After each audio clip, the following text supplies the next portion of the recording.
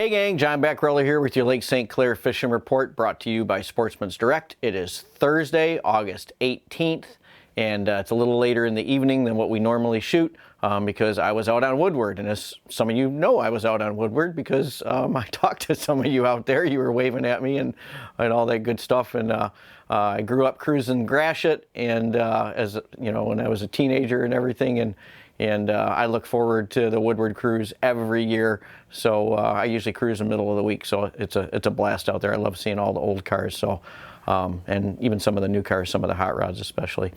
So let's see. Start talking about I guess water temp. Water temp's down to 73 degrees down at Belle Isle. So like I figured would happen with these cooler nights, shorter days, and the temps have not been ungodly hot during the day. So the water temperature is starting to drop back, and we have got some really stable weather coming at us for the next 10 days. Other than some pop-up thunderstorms, maybe it looks like Sunday we might get a little bit of rain. And there's definitely been some kind of crazy pop-up stuff going on out there for the last 2 days. And some of these storms have been pretty, serious rainfall.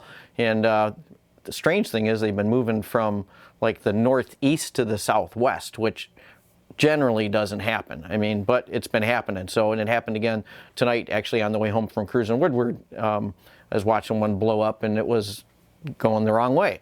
So pay attention to that. If you're out there on the water, pay attention to the radar, and the storms may not be going the directions that they normally go. They normally go from like west to east, right? Or kind of north to south, but they've been going the other way. So try to bear that in mind if that pattern continues for the next few days.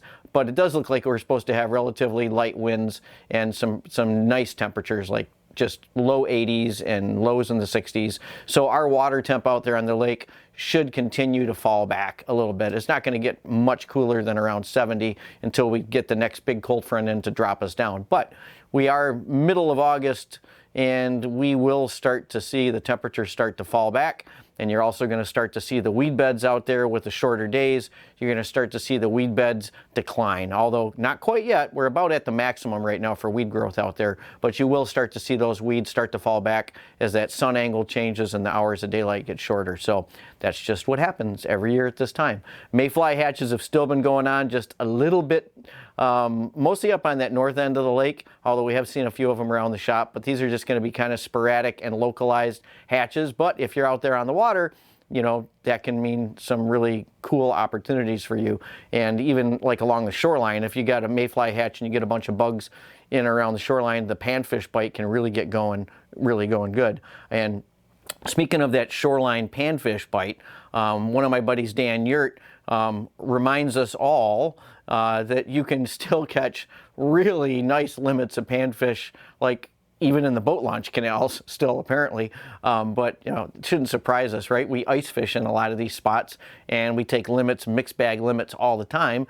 And honestly, right now, it's no different than that, especially if you get a day where, say you get like you get a rainy day or something, the weather's kind of crummy, and you get really light boat activity, but it's still like, not too windy or anything for a small boat or a kayak.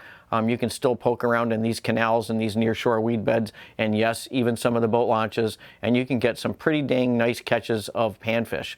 Now, with the water that warm and the fish that warm, either keep them alive like in a basket or throw them right on ice for the best table fare. Because if they die and they get in that bucket and they go belly up, well, there goes your best eating goes down the tubes with that warm temperature, because as I've talked about before, then they start to break down right away. So either keep them alive or keep them on ice, and then you have the best tasting fish, especially with these panfish. I mean, they're awesome. Last weekend we had the second annual Freedom Fest out there. I know Jason Quintano and Jason Weigand put that on, and it's the second annual. Hopefully we see it every year. They started it right after the lockdown ended, or I should say right after they were allowed to go back over into Canadian water legally. And so I think it's gonna turn into be an annual event. Some amazing fish caught. Congrats to Medicine Man Charters out there for winning it. And I think Spencer Berman came in second, and there was a tie, I think, for that third place spot. But just some beautiful fish caught out there for that Musky tournament. there were several, 50+ inch fish caught, and that's what it took to get into these top 2 or 3 spots was, multiple 50-inch fish, so over 100 inches of fish. Where can you do that? I mean, what other parts of the country can you consistently do that like we do out here on Lake St. Clair? I mean, we're really blessed with these fisheries for the muskie. And these guys, I'll tell you, they really go to the nth degree to take care of these fish out there. If you've ever seen some of the setups these guys have on their boats, they've got huge tanks that they're flushing fresh water through on these fish, kind of like what you see like growing up as a kid, the Jacques Cousteau stuff, right?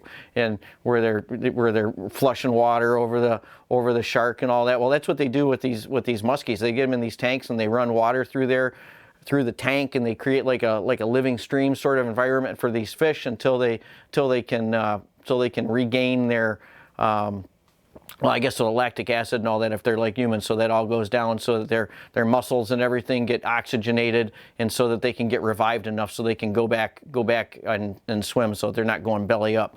So hats off to these guys for all the work that they do keeping these fish alive out there and taking care to get good healthy fish released when they're fishing these tournaments. Perch action out there. Still hearing stuff by the mouth of the Sny up on that north end, and also getting reports like I was talking about in the last report between 9 Mile and the Grosse Pointe Yacht Club. For you guys that are been posting on our YouTube channel and been adding comments about where you've been catching fish, and you're either adding new spots and letting everybody know, or you're chiming in and letting me know I was right on the mark. Keep that up, guys. I love it. It helps all these other guys out that are watching the videos. And for you guys that are just watching the videos and haven't been checking out the comments, check out the comments, because these guys are adding lots of information every video, and they go well beyond the information that I'm giving out, which is awesome.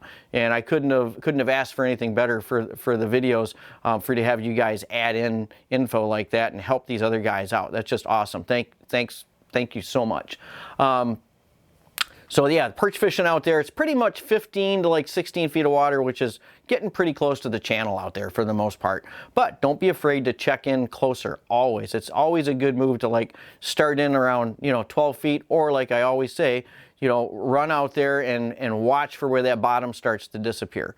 And where that bottom starts to disappear, when you get the right structure, the weed growth and everything, start in there. Watch your electronics. If you're marking fish, obviously that's a good place to set up. If you get an offshore wind, it's kind of nice because you can just drift and set up even in a little bit tighter where you can see bottom and then work your way out. I mean, that's what I like to do a lot of times. So sturgeon fishing still going strong up there, up in the St. Clair River and in the different channels. And Matt Horn, a buddy of mine, just got a beautiful fish out there the other night. It's over 5 foot. I want to say it was like 62 inches or so, although sometimes it's hard for these guys to get really good measurements because they're trying to get these fish back in the water as quick as they can too, and they're fishing at night a lot of times. So call it a 5 foot plus sturgeon. It looked to be like maybe pushing 100 pounds from the pictures that I was looking at. Gorgeous fish. Congrats, Matt, and congrats on a nice release with that fish as well. Watching Garrett Samsel up there on the north end, he's a charter captain up there too. He is still doing multi-species charters. He's still catching walleye. Lots of big, beautiful smallmouths up there, and chasing muskies as well. I like to watch these charter captains out there just because it gives me a good barometer on what's going on, especially these guys that do multi-species.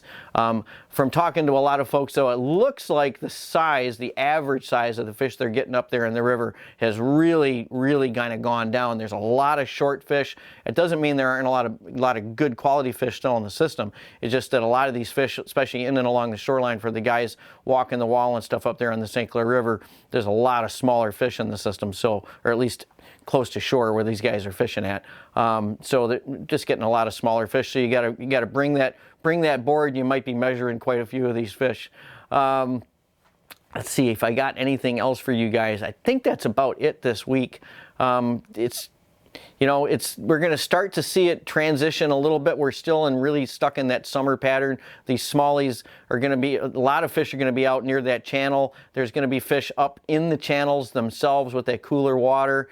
but it's not going to be long before we're going to start to see those fish start to cluster down in that Grosse Pointe Yacht Club area out near the channel. In another week or two, usually by the time we get to September, you're going to start to see some big schools of fish form out there. So I would expect it wouldn't be bad to start checking those areas down there, especially if these water temps keep backing off like they've been doing. If they keep dropping, you know, a degree or two here in the next week, we get down to, if we can get down to in the 60s, I'd be checking down there on that end. Same thing with the walleyes. They're going to start to go down there as well if they already aren't. So that's all I've got for this week. Maybe I'll see you out there on Woodward again. I plan on cruising. Well, I'm going to cruise every night that I can get away with it out there until it's done. So maybe I'll see you out there. If not, I will see you in the shop this weekend. Hey, if you like this video content and you want to get updated as soon as the next video is out there, hit that subscribe button and a little bell icon and you'll get notified as soon as the next video is up.